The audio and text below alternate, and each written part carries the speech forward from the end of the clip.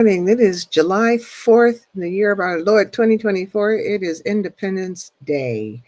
And I tell you what, I am kind of struggling trying to figure out why many people who call themselves patriots will be celebrating today because they're working to overthrow the government. And July 4th is about, of course, this country defeating the British so that they wouldn't have a king. So I just find it very interesting that they're going to be out. They're going to be out. They're going to be some of the loudest celebrators, I will bet, cooking their hamburgers and their hot dogs and doing all of that. But for what? Meanwhile, the people who lost their lives fighting for this country, uh, kind of like their work is being shammed, like spit on or something. So I'm in a struggle this morning, but I'm glad you're here. I'm Reverend Susan Smith. This is a reading from my book, Rest for the Justice Seeking Soul. And if you are a regular attendee on Thursday mornings, then you know that I read from the book that I wrote by that name.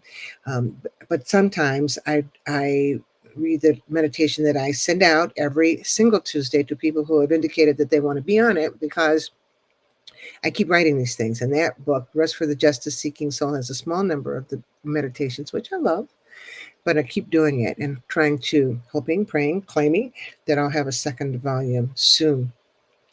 This morning, I just want to talk to you about, something, and that's the subject of the meditation this morning, and that is, man, when you are fighting for justice, when you are fighting for justice, and you see injustice being pushed right in front of your eyes, right in front of your face, that can be very, very devastating to your soul. What the Supreme Court did this week in basically granting immunity to the former president for criminal acts that it appears that he committed while he was in office, granting him immunity. You have immunity if you did something in your official capacity, and you know that he and his lawyers are going to try to twist the definition of official in some kind of way so that he gets off scot-free. And that is really ticking me off. I am so angry about it. And it's also disappointing that a body of people who are supposed to be in favor of upholding the law are not doing it. This is not the first bad U.S. Supreme Court. There have been bad U.S. Supreme Court decisions down through history.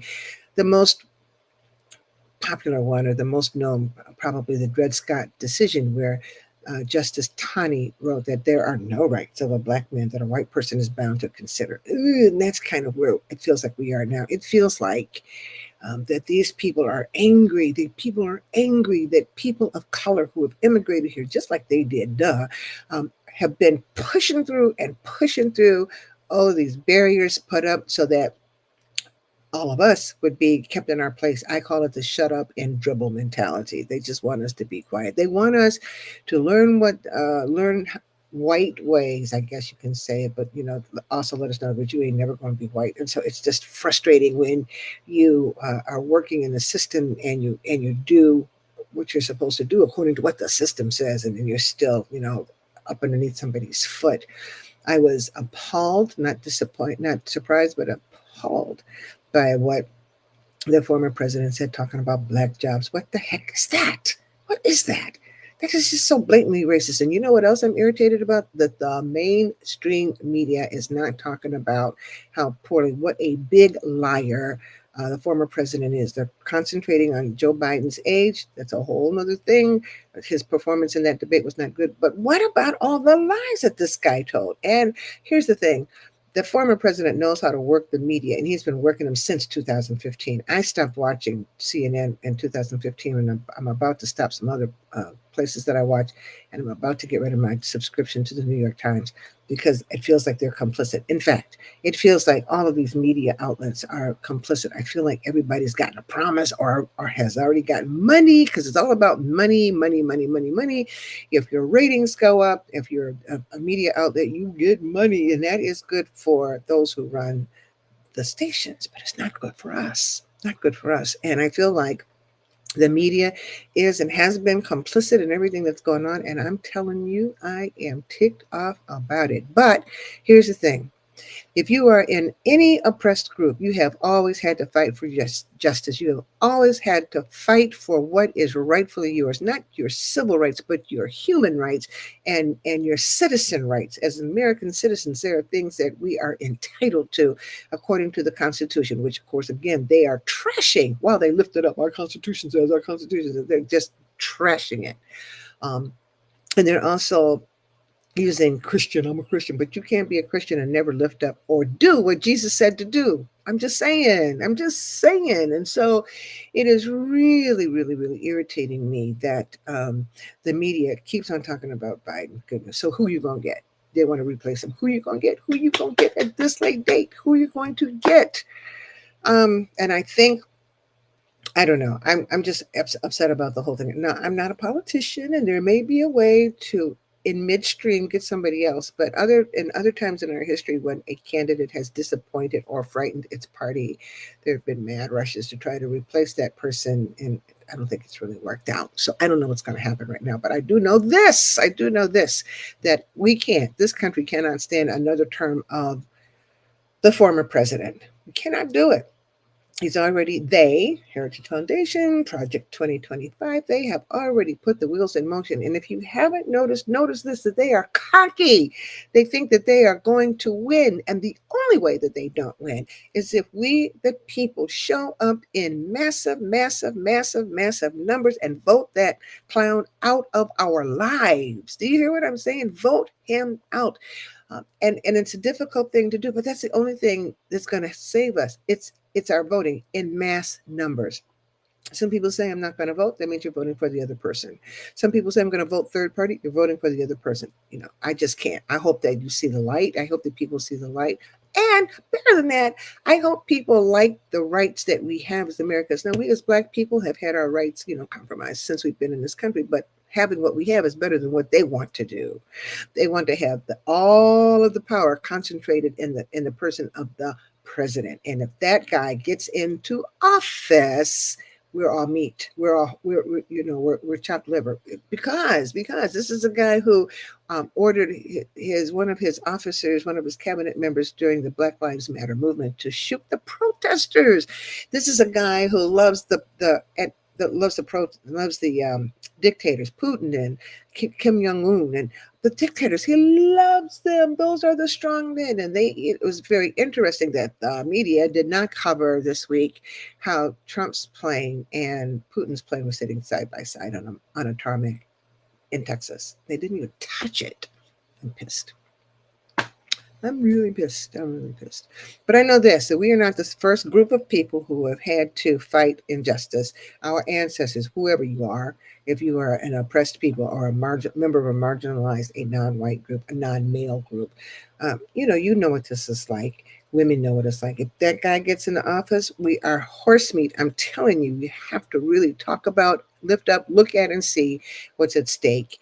And I mentioned a long time ago, Project 2025, and I'll be talking more about it on these Thursday mornings when I'm with you. But if you have not looked into it, please do.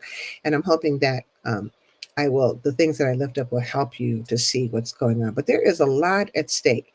People think, that can never happen here. Our democracy can never fail. Oh, yes, the heck it can. It has happened in other countries and it can happen here. And we are on the verge of that happening. So, for instance, if they want this country to have one religion, just one religion, and they say Christianity, but Christian nationalism and Christianity are two different things. And Christian nationalism is what they're pushing. And you're going to have to follow that. Everybody's going to have to follow. See, that's not riding well with me. You can't tell me who I worship and how to worship. You can't do that. And I think that, we just really need to think about what's going on. And I think you need to take some time and look for Project 2025 on the web. I wouldn't buy it, but you can look at it. It's accessible. Look at it and see what is at stake. So that's my rant for today. And I could go on, but I'm not going to keep you this morning. This is a meditation moment. Oh, this is where we say, be still and know that I'm God. This is where we get strength and rest for our justice-seeking souls so that we have the energy to move forward and continue to fight for justice. And it will always be a fight. A luta continua. That's what it says in South Africa. A luta continua. The struggle continues, and it's always going to continue. You cannot ever rest. You get one victory and you rest. You put yourself up for another bad fight, which we are in the process of now. So, I just wanted to say that. I just want to urge you to be woke. Come on, let's talk about it. They want to talk about that word. Be woke. Awaken yourselves to what is going on. Awaken yourselves. Ask questions and see what's at stake.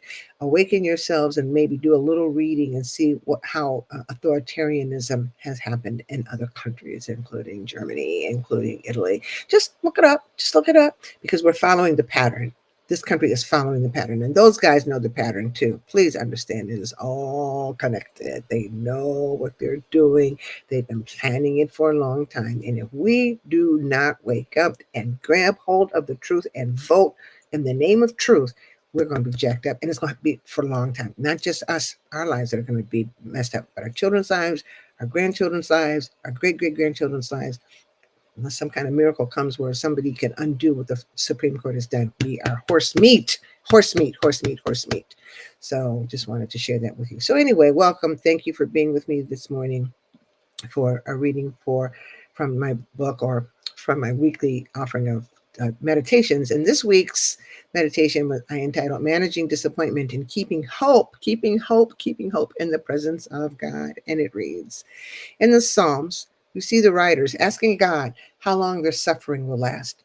The first 4 verses of Psalm 13 provide a vivid description of how deep and painful is a person's soul when the disappointments keep on coming, despite the presence of God and despite their holding on to God. Those 4 verses read thusly: How long, Lord? Will you forget me forever? How long will you hide your face from me? How long must I bear pain in my soul and have sorrow in my heart all day long? How long shall my enemy be exalted over me? Consider and answer me, O Lord my God. Give light to my eyes, or I will sleep the sleep of death. And my enemy will say, I have prevailed. My foes will rejoice because I am shaken. Well, that really got to me this week with the United States Supreme Court's decision to grant the former president immunity from criminal prosecution for acts he did while in office. The hearts and spirits of many people were crushed. As the hours moved us further away from the moment we learned of the decision, the disappointment became heavier and heavier. And I could hear the words of despair from the song, Hush, somebody's calling my name. With that cry at the end, oh my Lord, what shall I do? It is in the times of our greatest disappointments that we are to work hardest to ignite the flame of hope within us. The flame is there. It never leaves. But sometimes the flame is low and causes us to forget that despite all travail and pain, God is there and that God is in control. God is always in control. The late Archbishop Desmond Tutu, in an interview with Bill Moyer some time ago, talked about the struggle to have a positive theological outlook when the disappointments of and the attacks made by life seem to keep their hold on the lives of people who need and deserve justice and for whom it is so elusive. South African Blacks lived that disappointment in the fight to dismantle apartheid. It was a brutally difficult battle and required an inordinate amount of courage and strength, but also an inordinate amount of hope. The people had to realize that the fight would not be easy and that there would be suffering. That fact was a disappointment in and of itself, but Tutu said, quote, an authentic theology takes account of all of that because the grace of God is incredible. You think God doesn't want to do what you and I might have wanted seen done to the perpetrators of evil, which is to dispatch them, to snuff them out of existence. But in the end, justice will prevail. Justice will prevail. We have to say that. We have to sing it. We have to internalize it. The task when a new disappointment intrudes on our souls is to inhale the Spirit of God and remember the incredible grace of God that has brought us through a slew of disappointments, personal and, in society, in our lives, a slew of disappointments in the past. The late Dr. James Cone, who was immersed in the struggle for Black freedom, didn't care how people talked about him, putting him down, all the so-called German scholars, white scholars, and all that. He didn't care about any of that. He was immersed in the struggle for Black freedom and liberation in a country and in a world that did not want to give it. And he said, Dr. Cone said, quote, anyone who loses hope and gives up in despair, they die, end quote. So on this day, or at this time, as we ruminate on what is happening in this country and the real possibility that all the gains that were made by different groups over the past 50 years may be lost, we have an obligation to command our disappointment to move over so that we can make room for hope in our souls. There is no force greater than God, no matter how it looks from the outside. There is a reason why the words, greater is he that is in you than he that is in the world. There's a reason why those words were written. Somebody knew. Somebody went through a horrific storm, filled with fear of the storm and doubt that God heard, saw, and understood, or maybe even cared about what was going on, that person, the writer of that psalm, came on through to the other side of the disappointment and shared that testimony. We may weep, we're allowed. We may weep, we may mourn, you can do that. We may feel the burden of disappointment within us, but what we must also search for, even while we're dealing with that disappointment, what we must search for and elevate is our hope. That's what kept people way back when on the battlefield, working for things that they figured they never would see, but they knew about us before we were even in existence, and they kept working for justice. They refused to be tied down by a system and by people in the systems who haughtily and arrogantly thought that they had the right to do that to us, to men, to women, to poor men, to women, Black people, brown people, Native Americans. We fought, and we kept on fighting. And it was the hope that gave us the fuel to keep on fighting. There will be some suffering because even if the former president does not win the election, know this, Trumpism is here to stay and it is not going away. They don't come out the ground. They're all over the place. And one of the goals of Trumpism, hear this, one of the goals of Trumpism is to dismantle the government and erode the freedoms of different groups of people. And how they do that is to make us lose hope. So the need to elevate hope cannot be thrown away or put on a shelf. It is a silly, irrational hope, really, that pushed Black people, women, and other marginalized groups to push through walls of opposition despite disappointing setbacks. But it is that hope that we must water today and every day and stand with that hope in the presence of God. Amen and amen. So I hope that message resonates with you. I hope that if you can, if it helps you, that you'll go back and look at it and internalize it, inhale. Democracy is hard work. You've been sitting around because things have been relatively easy, but that's about to end. That's about to end if we don't pick up the mantle. It's like when Jesus said, launch your nets over into the deep, because we have work to do as Christians, and we have work to do as members of this country, citizens of this country. So I urge you to read parts of Project 2025, and I promise that every week going forward, I will lift up something from that document to alert you and to make you understand, maybe make you curious about more things about what is going down. They're very arrogant. They said they are getting ready to fight a second revolution without firing a shot. And they said it'll be bloodless unless the left acts up. I don't know what that means. Does that mean fighting for our rights? Then bring it on. We've come too far, guys. We've come too far. By faith and through work and with action, we've come too far, and we have to decide and proclaim that we are not going back. We ain't going to let nobody and nothing turn us around. God bless you. Take good care. I'll see you next week. Have a good holiday if you're celebrating it. And just look for your hope and feed it. Take good care.